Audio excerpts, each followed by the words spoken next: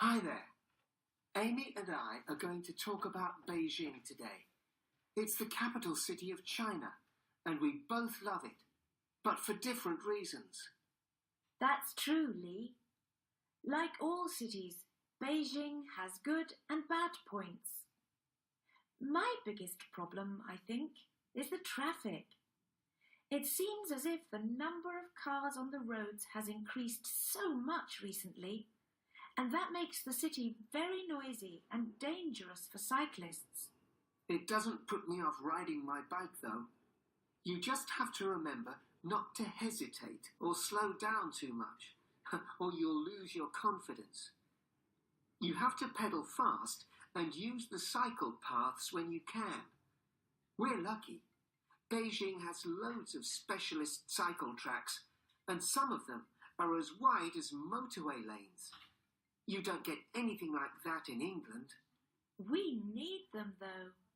My mum sent me a newspaper article about cycling in Beijing. It said that 1/4 of the population own a bike. That's 3 million out of 12 million. It's amazing.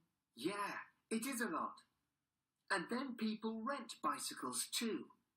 You can get them from all kinds of shops and booths across the city. It costs less than the price of a newspaper to hire a bike for the day. It's definitely the cheapest way to travel. I know. But apart from the traffic, there's the dirt and pollution to deal with too. I suppose so. You wouldn't exactly call Beijing a beautiful city, would you? No, but it has real character. I really like the way that history is all mixed up with the modern city. How do you mean? Well, all the tourists want to see the old things, like the Forbidden City and the Temple of Heaven. And they're right there, next to modern shopping malls and big hotels. I knew it wouldn't be long before you mentioned shopping.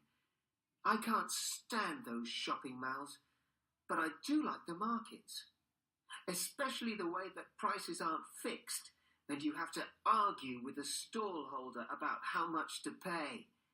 It makes shopping in England feel really boring. Beijing certainly isn't boring. Shall we talk about food? People always want to know what we eat in China. That's easy. You can get anything you want in Beijing. People from all over China live there, so you can get all types of food. Ghost Street has the nicest restaurants. It looks amazing at night with all the red paper lanterns, and it's the best place to go for traditional Chinese food. Yeah, I like it there too. Some of the food can be a little bit traditional for me, though.